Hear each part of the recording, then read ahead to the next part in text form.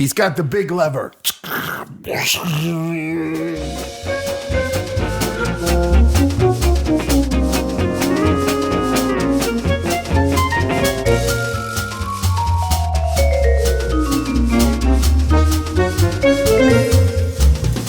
Hey, Maniacs. Hey, Mystery Maniacs.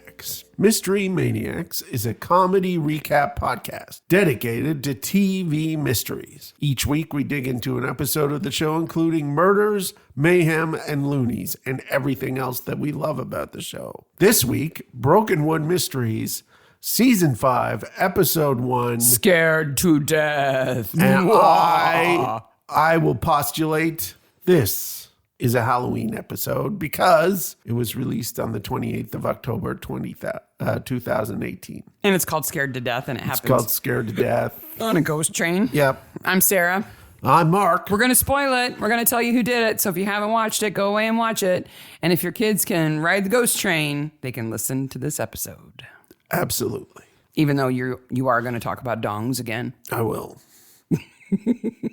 Last week, I mentioned Golden Dawn as a terrorist group.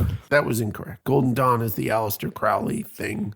The spiritualist weird group. Society. I got it mixed up with Shining Path, which is syllables match, but that's about it.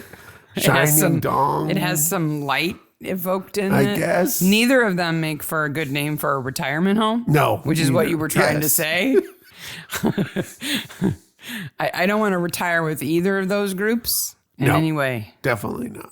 We rewatched Case Histories this week on Acorn. We'd seen it before. I forgot so much about it. I like it. Now, it is one of those where the detective's life is completely a shambles, and not even because of his own bad choices, really. It's just crap happens to him a lot. His savior complex causes him But he's not self-destructive is what I'm saying. No. But he does have, I couldn't survive one day of his life, but if you haven't watched Case Histories, give it a shot. I think if you like the kind of shows that we typically talk about, I think you'll like it. It's both serious and funny. There are a couple of episodes that end quite sadly, but that's the case lots with of really everything good, but Midsummer, really. Yeah, there's lots of really good things in it. At one point in time, without giving you spoilers, while saving an old lady out of a car, he's run over by a train. Yeah.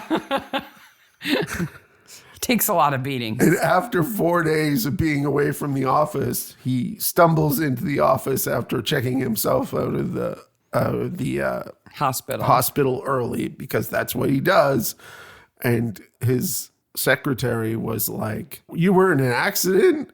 And he said, "Train accident." And she goes, "A train?" He said something like, "You should have seen the train." Yeah, if you think I look bad, you should see the train. It's got good characters. Anyway.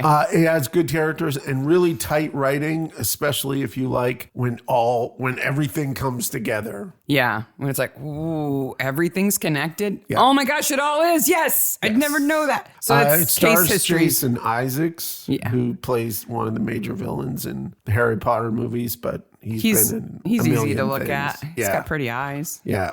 Not as pretty as yours. Oh, it's set in Edinburgh. Yeah. So check it out. Yep. It's on Acorn TV. Yep. Another thing that came up this week in some emails Yes. to us is I thought that I had mentioned my killer granny before. I'm sure you have. 229 episodes. We must have covered it at some point. I would think it would have come up, but I would think in Blue Herons. A few people emailed to say, if Sarah explained how her grandmother killed people, I don't remember that. Can she recap it? And if I'm anything, I am here to please the fans, you know? My grandmother was never charged or convicted with a crime that I know of. This is all supposition. Well, no. She was just never caught. Yes, okay. And her first murder was put down to self-defense. Yes. So people are like, okay, enough playing around. Lay it out. Okay, so my grandmother lived to be 94 I think she was 92, and died when I was in high school. But she was awesome. She got married for the first time when she was 15 and had a baby at 16 and lived on a farm. So her first unplanned death, documented kill, was a guy apparently who was going around farmhouses where the wives were home alone during the day while their husbands were out in the field. And he would lure them out of the house by putting money on the front porch. And when they came out the front door, he would attack them and rape them, and he'd hurt some people. And my grandmother knew that was going on. And though she was home alone with a baby, when somebody knocked on the door and she saw a $10 bill during the Depression, yes, wedged between the boards of the front porch, she went out the back porch with the shotgun and went around the house and shot the guy dead hiding in the bushes. That was self-defense, they said. Yes. A lot of people applauded that. I'm going to kind of agree with that. Yeah. So that was one. And then, you can't call her a serial killer because she went a long time before she did anything again that we know of. Well, she's not a spree killer. No. If so, it was so spaced out. I think we're just going to put her in the multiple murderer category. Okay. Maybe manslaughter. Okay. Because when she was in her 90s, in her late 80s, early 90s. You can't manslaughter somebody with a shotgun. No. Unless it's an accident. You were just negligent or whatever. When she was in an actual nursing home, not assisted living, but a nursing home, she requested a room by herself. She liked her own company. And they didn't have a one-person room. They had a two-person room available, but there was nobody in the second bed. And they said, we don't anticipate putting anybody in the second bed. And she was quite fine with that. For about 2 years, she had her own room. And she was set in her ways and watching her shows and her stories and game shows and everything else and eating her own candy and whatever. Nobody bothered her.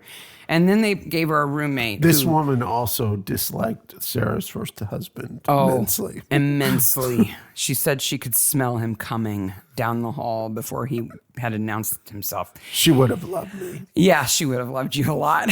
But they gave her a roommate. And she complained, and they were like, look, we're out of room. You got to have a roommate. And the roommate thought that she could have control of the TV, which was my grandmother's TV. It's not the case. No, it was her TV. She wasn't sharing it with anybody, and she wasn't having anybody changing the channel on her. Her roommate had a stroke and wasn't very sound on her feet, but also wore apparently a quite obnoxious wig. Oh. And when we went to see her and her roommate wasn't there, we said, what happened to your roommate? And she said she fell out of bed and hit her head. And we said, oh, well, that's sad. And she said, nah, I didn't put her wig on the floor. And we're like, okay. And I didn't put the guardrail down on the side of her bed either. No. So what the nurses told us was that, yes, this woman had fallen out of her bed and smacked her head on the table next to the bed, trying to reach her wig, which was on the floor. How did that get there? And she volunteered this information, my grandmother. And then about 6 months later, they gave her another roommate who had a stroke and moaned a lot, apparently, and wailed a lot and interfered with my grandmother's TV shows. And when she disappeared, Grandma said, I didn't put a pillow on her face. Okay. We see where this is going. They did not give her another roommate. No. What we've learned from this is don't screw around with Granny's TV. No. Or her candy. No. Oh, gosh, no. Or make noise so that she can't hear Price is Right. I mean, there's just some things, you just don't screw around with my grandma. You got to spin that big wheel. So after that, it was not a joke, but it was kind of a threat in the nursing home. Like, if you act up, we're going to put you in with Jeanette. Oh. And nobody wanted to be her roommate anymore. She got her way. She got her own room. Until she passed away, she had her own room. So that's the story of my grandmother. I come from a long line of feisty women. Yes. This episode directed by Murray Keane, who's directed a bunch of them, and written by Tim Baum. This is the Wilburys Brothers Amusements, and they have everything that you would note, like the scary mouth clowns that you shoot at, and a fortune teller, and a strong man, and tractors, and sheep shearing. All the typical traveling carnival stuff. Alpacas and giant pumpkins.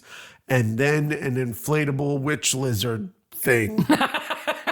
What? Everybody needs an inflatable witch lizard? We've got one in the basement. What is that thing I don't on the know. top of the ghost train? I don't know what it is. And that is the dime storiest Dracula that ever dime stored a Dracula. Have you ever seen the actual inside of a ghost train ride? Oh, they're With the lights on? it's sad. When I was in high school, one of the things we did to fundraise for show choir was we sold elephant ears at the fall festival, and they had traveling amusements that would come. And one of our friends got a job running the ghost train and let us in there before they opened, and we got to look around. And it was like a room the size of, smaller than our living room, that had a track that like doubled back on itself like 4 times. Yep. And every time it turned, there was a switch that triggered a light on something I wouldn't even put in our yard for a Halloween decoration, with some blacklight stuff, and then you were out. I once again recall the Calgary Stampede I went to when I was at the World Scouting Jamboree. This is a monumental moment in my life. I was 14. The World Scouting Jamboree would be a monumental. This is where I saw the one and only freak show that I ever saw. The fact that I was alive when they had freak shows is very strange. The haunted house at that particular Calgary Stampede, which is like one of these shows. Yeah, it's like a state fair. Yeah, it's a provincial fair, basically. You walked through. Oh. So things would jump out. It was more like a haunted house. Yeah. But at the very end, there was a guy dressed up like a serial killer, like he had some sort of mask on or something. Bloody apron chainsaw or something. And had a chainsaw that had no chain on it. Mm-hmm. So he would jump out, start it, and chase you out the door. Something that would never be allowed. Because when you walked up to this haunted house thing, you saw these people screaming and running out of the door. That's perfect. That's what you want. I was like, and I remember going through it going, this is not... I remember the one time you and I went to a haunted house, a guy tried to do that to us just after we got out of it. Yes. And I just turned around and went, nope. And he was like, sorry, man. And went to chase somebody else with a chainsaw. Like, I'm not having it. Don't do it. I'm not running. Well, who's running the ghost train? Our buddy, Frodo. How many times have we seen somebody die on a ghost train? At least once before in a Midsummer. There's a Midsummer. Where somebody gets beheaded. Yes. I feel like there's others too. But it doesn't matter. Yeah, Frodo's running it. Of course he is. He's got the big lever. Harold comes up with his Frodo dog in his hand. Okay. It's hard to be threatening while you're waving around a Frodo dog. We need to talk about the Frodo dog because I don't know what it is. I think it's supposed to be a special corn dog. So it's a hot dog. With 11 secret herbs and spices. We agree with that. With some sort of coating. And then is there ketchup on it? It's like dipped in ketchup. It Would looks that like not attract flies? It would sog it. It's gross. It's very gross. Especially when you're waggling it around. Yeah. And I don't know when Johnny buys it. I don't understand when he buys it. Okay. We'll get there, but I'm just putting that question out there. Okay. He buys it for Harold. Oh, buys it, not dies. No. I was like, he dies like right after this. No, Johnny purchases the Frodo dog. Yes, okay, I didn't know. And gives it to Harold, and I don't know when he does it. From the woman who is not Frodo's girlfriend. No. She's not. She says she's not. He says she is. She's not. Like, I get the sense that Harold had this Frodo dog in his hand in his trailer for like an hour. Just waggling it around for emphasis. It's just gross. And then goes running off with it instead of just like throwing it away and going. He's like, I'm taking this with me so I can waggle it around. Those things. Because they're obviously props. Yeah. Right? So it's not a real hot dog. If it is, it doesn't matter. It's still, I mean. It's some weird thing that the prop department has put together.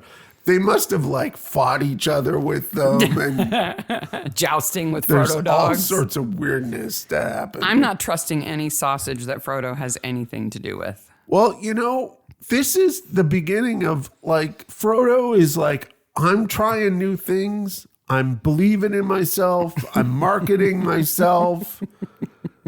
No. That's one way to see it. The other way to see it is he bought an ice cream truck and the freezer broke. So he decided to start selling sausages instead. And it's like he's almost surprised that the ice cream melted when the freezer stopped. It turns out nobody wants melted ice cream. I don't understand why. It doesn't go in a cone very well. It's ice cream soup. He should have made milkshakes or something. Maybe. Johnny has left because there's a fuse gone from the emergency braking system, and he's got to go get the fuse. So he gets Frodo to stay there and not man the ride. He's not supposed to run it. No, he's not licensed. He's supposed to like prevent people from getting on it while Johnny goes and comes back.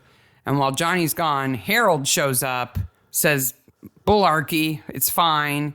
Run me through it," gets on the ride, comes out, has a heart attack. Are you surprised that this ride has an emergency braking system? Like, it doesn't go so fast that you can't just jump out. No. I mean, health and safety is important, I guess. I guess. So he comes out, he's having a heart attack, and he says, "Ghost." He knows they call everything in there ghost something. Ghost snake, ghost bride, ghost vampire, ghost.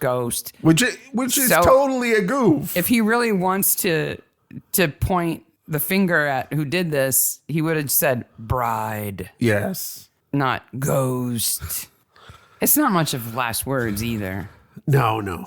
So What do you want your last words to be? I love you. Okay, what do you want your funny last words to be?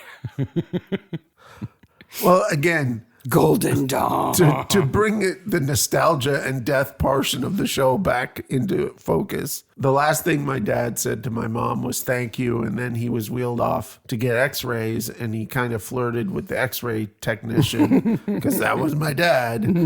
And like, Working hard or hardly working? yeah, it was kind of something like that. And like, thank you is a fantastic last word. Yeah, I think so. Well, maybe not followed up by flirting with a younger I won woman. the lottery and the money is in the So because they make such or tell Janet I love her. Who's Janet? Who's Janet? Because they make such a big deal out of Harold's last word, I went looking up other people's last words. Yes. And of course, a lot of them are Jesus and I see the light and, Oh my God, you're on the wrong side of the road. bless me or whatever. But I found a couple that were pretty good. Okay. You know who Pythagoras is, right? Yes. He of the Pythagorean theorem. He was Greek, and the city that he was in was being attacked by the Crotonians. Crotonians? Okay. It's not Croatoans, it's Crotonians. Okay. And they were burning the city and stuff, and so he needed to flee. But the only way he could flee was through a field of fava beans. Okay. Fava beans? And his last words were, "It's better to perish here than to kill all those poor beans." And then he got cut down. He's a real human being. Yeah. I don't want to kill the beans. If it comes down between me and beans are going. Beans are going. Richard Loeb. I don't even know who he is. 1936. After being slashed 56 times with a razor in prison, his last words were, "I think I'm going to make it." 56 times. That's not going to happen, dude. Is that the Loeb, such and such and Loeb, the two guys who killed somebody? Do you remember? Do you know what I'm talking Leopold about? and Loeb. Yes, Yeah. it is. They killed a child. That's right. Then, I'm kind of glad he didn't pull through. yeah, I think I'm going to make it. Pope Alexander VI in 1503. He's a pope, okay? Yeah. His final last words. All right, I'm coming. Wait a minute. And the last one I'll give you. Lope de Vega, a Spanish playwright, 1635. Okay. His last words were, "All right then, I'll say it. Dante makes me sick." And then he died. It's like your last words being, "And I never liked you. I lied." The only secret I ever kept was, All right, I'll say it. Dante makes me sick. Well, Harold says, "Ghost." yes. Men of a certain age have heart attacks. It's expected. Especially if they go on a ghost train that has grammatical errors on it. Yes. Too late to get out now. TOLATE. It's a ghost ride that needs an editor. Jackie Lee is a sub-character that should be in more episodes but never appears again. No. I like her kids. Yeah. That they get those super punk goth skull face painting. She's like, what did you do? And they're like, she did it. Yeah. That's good kids. That's what they should do. Now, several people have asked online what A&P show means. And this is an agricultural and pastoral show. It means like state fair. Yeah. Right? It's like town. Because they've got animals and like a tractor show off place. And because you see people loading their cows up to go home. Though the words agricultural and pastoral to me are way too close. They're kind of redundant. Yeah. It's like agricultural and farming. Yeah. Like, it's kind of the same, isn't it? So did you ever enter anything into these things? No, I grew up in the city. What are you talking about? I Never did did 4-H. I never touched an animal. I did in a sly way. You snuck a thing into No. the county fair. Madonna would make stuff and put it in with my name. Oh, so she could enter more times, or Yes. what? So did you make a quilt or something? Oh, no, it was all knitting stuff, but yeah. You're a good knitter then, huh? I guess I was. Did you win? No, I never Oh, won. well, that's good. So she entered the good stuff under her name. Yes. And the second good stuff under your name. I think they were looking for entries, and so Oh, they just needed some. Yeah. That Mark Bell, he's quite the knitter. he is. It would have been awful if you'd won, and then she would have had to stand there while you got the ribbon, knowing that she had knit it. This giant blue ribbon on my chest. And they're asking you Number questions. one old lady knitter. They're asking you questions like, what weight of yarn do you prefer to work with? And you're like, 210, 220, whatever works. I don't know. What size needles do you like? Large. What I can't believe is I went on amusement park rides at those things. And, I can't imagine going on those now. The last time we were at a festival like that, the kids were like 6. One of them wanted desperately to go on one of the rides. We knew that it was an absolute meth run death trap. Yep. And she would not let it go. We had to leave. What did she say to you? She yelled something. Oh, she said like she hated me or something. Something. Like, I don't love you. Because I wouldn't let her go on the spinny death trap ride. I was just like, oh, okay, kids, let's get in the car. It was being run by a guy who had like tattoos on his face and one eye and had like a meth pipe in his pocket that we could see. I was not, no. So Harold's got fang marks on his neck. Yes. That are actually slap marks. Who slaps somebody on the neck? Apparently fairies. Daisy Rose. Daisy Rose. Did he dodge? She meant to slap his face and it hit his neck? Maybe, I guess. It's pretty difficult for that. Which do you think would hurt more? Slap on the face or slap on the neck? On your face. There's more nerves on your face. Yeah? More muscles on your face. So the man who was killed is part of the family that runs. He's the oldest brother. Yes. And he has one brother who is Simon, who is the strong I'm man. strong. I'm really strong. So what do you think of their portrayal of mentally different individuals here? They're very kind to him. Yes. He enjoys his life. Yes. He's happy. Yes. I don't know how realistic is that he pumps iron every day. To get to where he's at body-wise, I got to think he's got to be working out. He's got to be training. Yeah. Pretty seriously. So that was the big problem I had with it. And then the middle brother is a pharmacist who lost his license and now sells snake oil. Yes. That apparently cleans up acne. Yes. But really just wipes it off. Yes. Because it's not real. No. And then there's His wife, Harold's ex-wife, Sandra. who's still works with him, still kind of lives with that. Well, they have separate caravans. Yeah. But You call it a caravan or a trailer? they call it a caravan. What do you call it? It's a trailer. Yeah. But the biggest issue I have with the next scene is when Gina says that her mother and father would talk to her on Facebook. Because the last episode, she said she deleted her Facebook. There's no continuity in this show. Does Gina have a Facebook? Can you really delete your Facebook account? No, I don't know. I don't think so. Once she knew that there wasn't, KGB officials in Brokenwood, she probably just reactivated it. But before she dies, she's going to send a message to her parents on Facebook. I guess. Mike has his hunch on. He doesn't think this is an accident or natural causes here. The biggest, let me restate that. The biggest real problem I have with this episode is that everyone is in Kristen's business and needs not be. Yeah. You got a date? Huh? Who's that guy? Huh? Everyone is asking her inappropriate questions. Yeah. She just needs to say, Nanya. I couldn't believe how much of it. Now, do you think that's a product of the time? Or are they trying to say something with that in this show? Because she reacts in a pleasant but firm way about it. I think it's living in a small town. You just learn to accept it. I just was like, wow, they are asking her inappropriate things. Well, if she doesn't want that, when she and Kahu go out on a date, they should get out of town. Well, I do say that Kristen's evasive, but they're a bit much in my notes. I don't know what that means. Well, she's evasive as to whether or not they're dating. But she doesn't have to be. But that's the thing. They're a bit much. They shouldn't be asking her. No.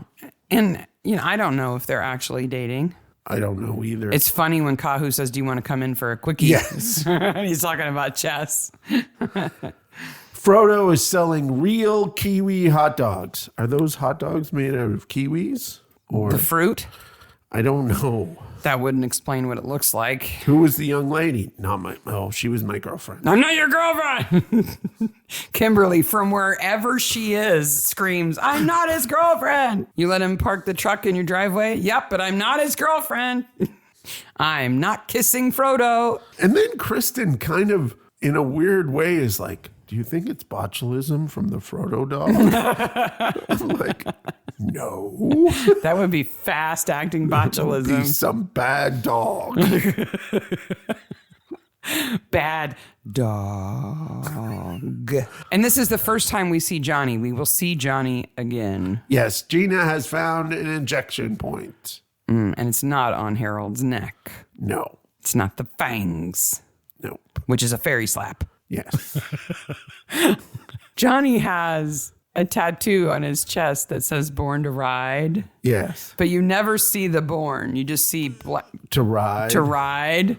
And I just spent like half the episode, the scenes that he's in, going, what could it say other than Born to Ride? Because it's Johnny.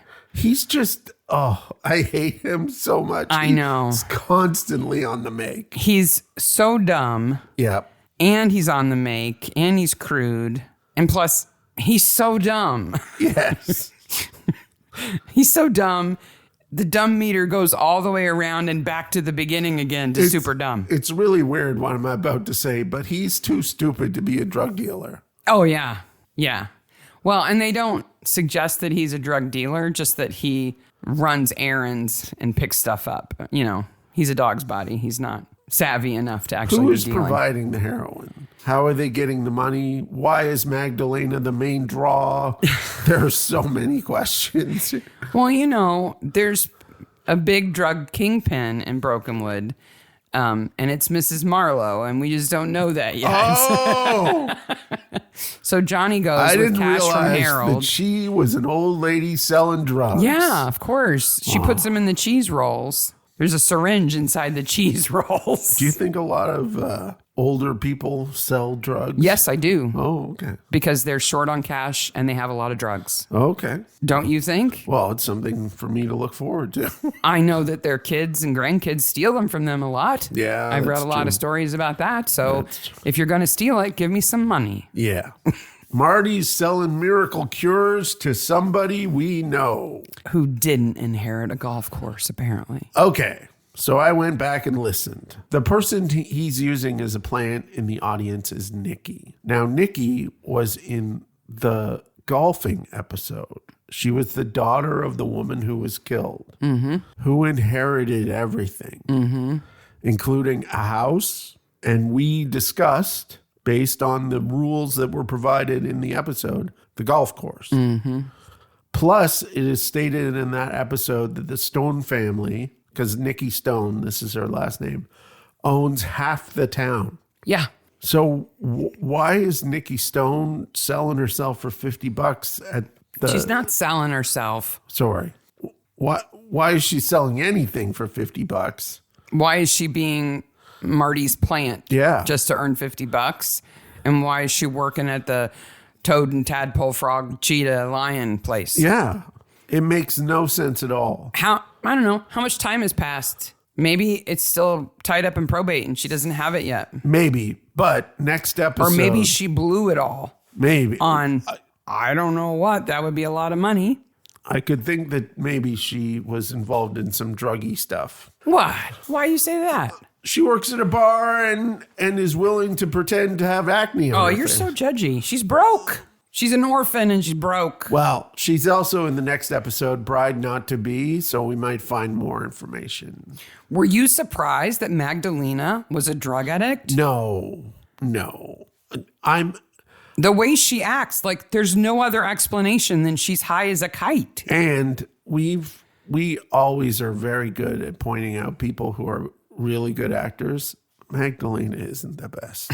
Well, to give her credit, she has to act as if she's a normal mom who's also a psychic, pretending to be a psychic, but not a psychic, and a drug addict. Yes, that's true.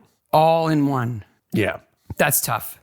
It is tough. That's like in a tent. Being an actor playing a character who's a bad actor. That's hard to do. In a tent. But from the very first time we see her, she looks smacked out. Yeah. Oh, reading palms really takes it out of me. Okay, but you said it's fake. So, so is it or not? I have to lie down now. Luckily, I have a lounger right here. That couch looks comfortable. I'd go lay down on it too. What's she hiding under that headband? Oof. Her daughter, Henny, runs the shooting range. Yes. Which apparently are like BB guns? Like yes, air guns? It's a pellet gun. Okay. I feel bad for her from the very beginning. I also feel bad for her because we find out that Harold, he's a toucher. He's a bad. To the extreme. I'm going to get undressed and get into bed with you you even knowing. And it's implied that he's drugged her. And that she's a minor. Yeah. Whoa, he's a bad dude. So I need your insight on one scene that I wasn't sure how to read. So Sims is talking to Henny. Yes. It's dark. Henny is sitting on the steps of her trailer. Remember that scene? Yep. And Kristen's talking to her, and Henny asks her something about a boyfriend. And she says, I'll ask the questions, thank you. But the way Henny asks, the first time I saw it, I thought Henny was gay and sussing Kristen out.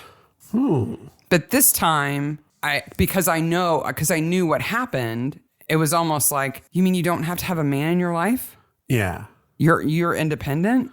I think it's more like that. And I know that the actress talks a lot about that in interviews, about how she really values Sims as an independent person. Mm-hmm. That makes sense. The whole why they didn't report it. Yeah. Man, they do such a good job in this episode of portraying that hesitancy to report. Yeah. Because you're going to be victimized if this person goes to court. You know? They absolutely. That's what happens. They absolutely And do. a lot of women don't report because they don't want to go through that. Yeah. It's sad. It's true. They do a good job portraying that reaction. If you're hit by a car driven by a man, you're a victim. But if he touches you in the wrong way, you're not. You're a skank. So you were asking for it. Oh, it's horrific.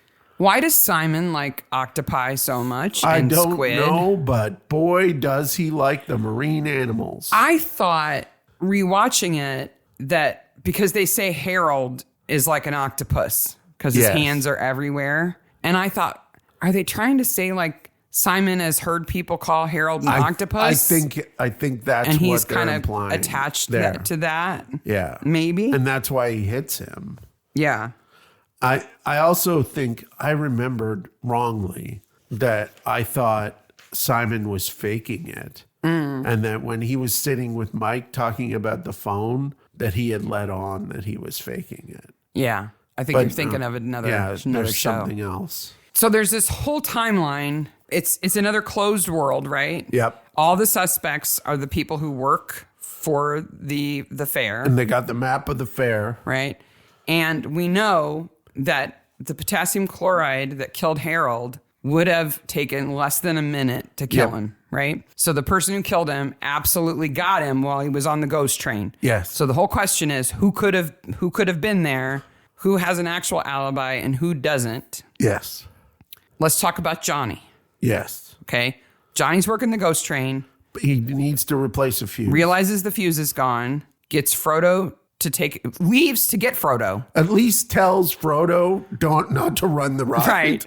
So Frodo goes back to the ghost train. Johnny goes to the office trailer to get a fuse. Starts going through the box. Yeah. And at the trailer is the wife and Harold. Yeah. That's when Harold learns that nobody's at the ghost train except Frodo and goes stomping off, Yes. right? To see Frodo and to ride the ride. Well, first he gets a Frodo dog. But he has a Frodo dog in his hand. So Johnny has left the ride before Yes. to go get a Frodo dog for Harold for no reason whatsoever. I guess. But when he did it, Kimberly says that Johnny bought the Frodo dog when Frodo wasn't there.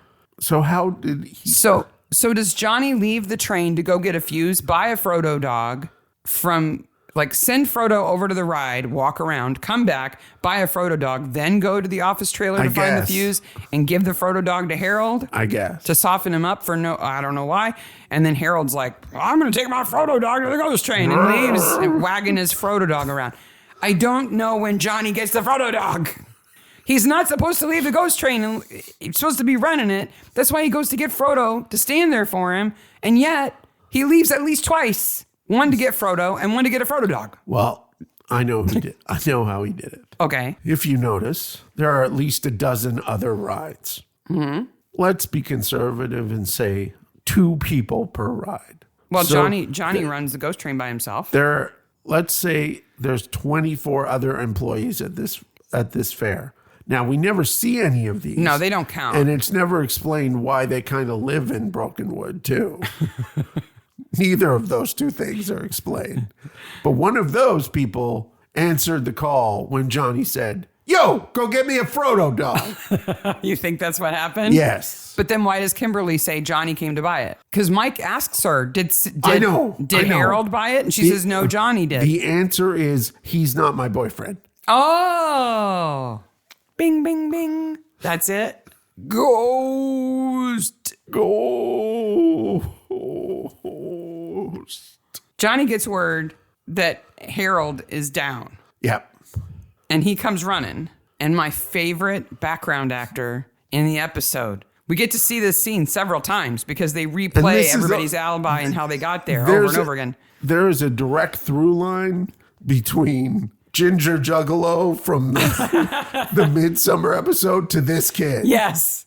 There's an actor who is apparently racing Johnny to the ghost train. I guess. It looks like they're running together. We've got a screenshot of it. And we'll give you the timestamp. It's 49 minutes and 41 seconds thereabout. Johnny comes busting through the crowd to get to the ghost train. And this guy is right with him. He's a larger guy with a red beard and red mustache, really thick glasses and a hat. And he's carrying a soda and a bag of candy floss. A cowboy hat, and he's got a duster on. Yeah. And he is like keeping up with Johnny just so he can get shoved. He's like the nosiest, fastest fat kid ever.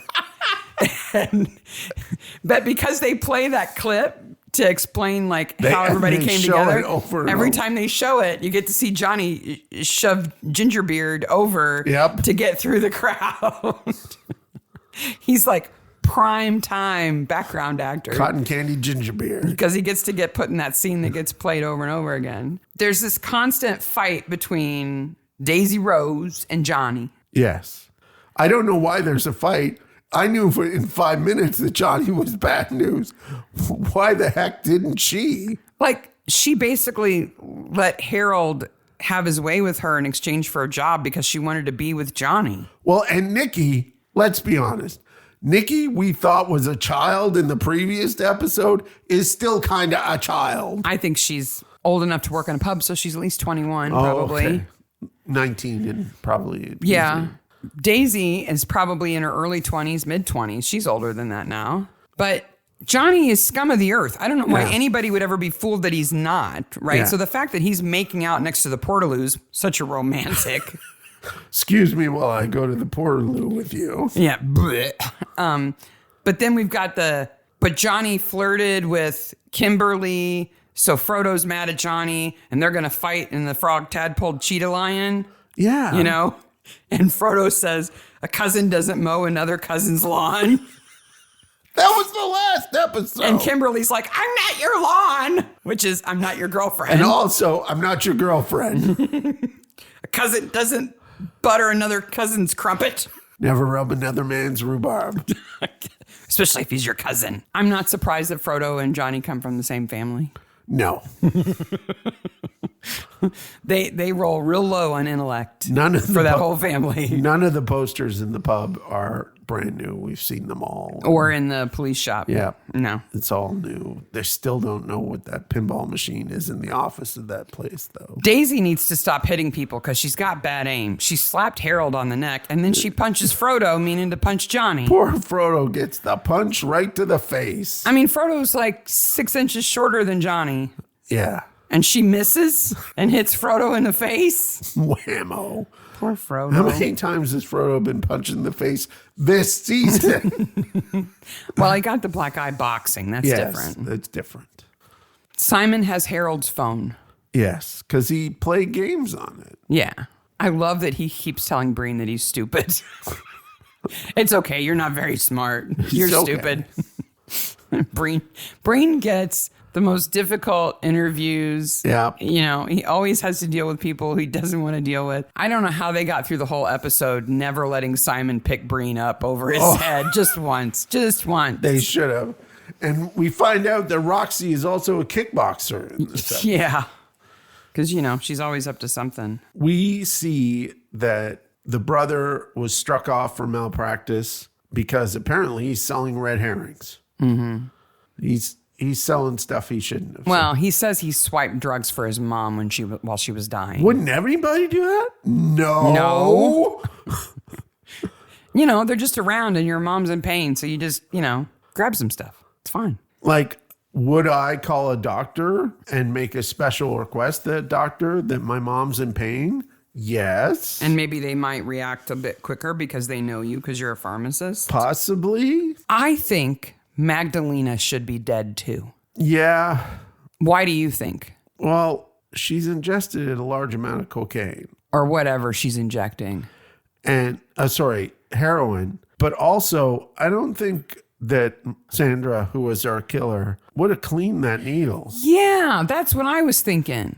These kinds of shows often have unrealistic murders, right? And unrealistic portrayals of actual hard crime. Yeah. Like, that wouldn't kill them, or you couldn't do it that way, you know. Or like, this body's been here a week and looks like they just died. We have to suspend disbelief a lot. But yes. Sandra is in the dark. Harold is moving. Potassium has to be injected intravenously. Yes. And she empties an entire syringe while hitting a vein while he's moving and doesn't leave the syringe in his arm. No. And then escapes back out, undresses, because she's dressed as the bride. Well, she just puts the dress and mask back on the stand that it was on already. Yeah. Goes back to Magdalena's and puts that dull-ass syringe back in her case. No, she cleans it first. Which is why I think next time Magdalena shoots up, she's going to get a whole bunch of potassium. See, that would have been a good way to have a second murder and make it interesting. It would have been easy to dismiss because they would have said, well, Magdalena had a drug habit, obviously. But she had a heart attack. Well, heroin addicts have heart attacks. Yeah. But her potassium level was high. Dun, dun, dun. Dun, dun, dun. Then we could have talked about who the best body is. We never get to do that because they only ever have one. So let's recap. Harold is providing drugs to Magdalena. Mm-hmm. He is molesting her daughter. Mm-hmm. He is probably short-shifting everybody in terms of this carnival, in terms of pay. Mm-hmm. He gives Johnny a Triumph motorcycle, but keeps it in his name. So that he can run drugs. Abuses Daisy in exchange for a job.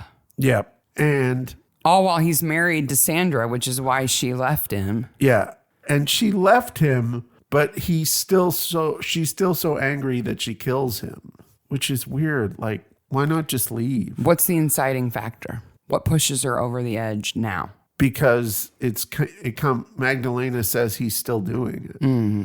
Yeah. Yeah. And Sandra's just had enough. I think Sandra feels responsible for him. I think so. You know, she doesn't leave because she can't stand the idea of leaving all these vulnerable people with him. Yeah. So she's not going to go anywhere. But then she's like, he's got to go. I can't allow this to happen anymore. Yeah. And to be fair, the way she does it shouldn't have implicated anybody else. It's not like she framed somebody and somebody else was going to go down for it. It should have looked like natural causes. Yeah. Which it could have easily been. And then If Mike didn't have a nose. it would be fine. Well, if the fairy hadn't slapped him in the neck, Yes. I don't think anybody would have done it, would have caught it. It was the snake toy. With the rubber fangs. Nobody's thinking that snake bit him. It is, I know it's true, but there are no snakes in New Zealand, and that's weird to me. Yeah. Like, you can't even have a pet snake in New Zealand. So Mike figures things out, brings everybody together, explains what happened, and they arrest the killer.